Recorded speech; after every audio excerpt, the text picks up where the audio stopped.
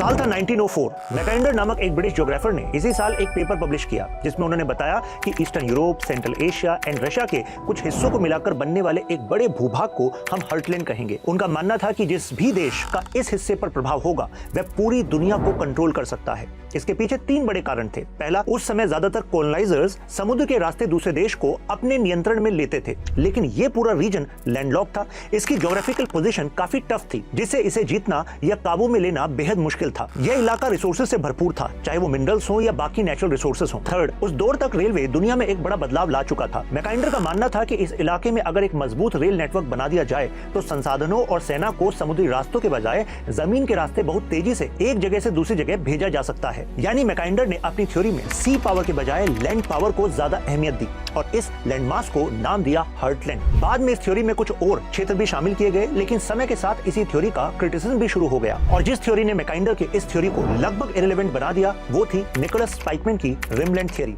जो 1940 में आई। ये थ्योरी हर्टलैंड थ्योरी से नेचर में बिल्कुल अपोजिट थी, क्योंकि रिमलैंड थ्योरी लैंड पावर के बजाय सी पावर के इंपोर्टेंस को फोकस में लाती थी। स्पाइकमैन ने कहा हर्टलैंड से भी ज्यादा जरूरी है रिमलैंड, यानी वो कोस्टल बेल्ट जो यूरोप के शोर से West Asia, India, South East Asia तक फैला हुआ है। जिसका कंट्रोल रिमलैंड पर होगा वो दुनिया पर राज करेगा। इसके पीछे एक सबसे बड़ा रीजन था कि फ्यूचर वॉरफेयर का नेचर।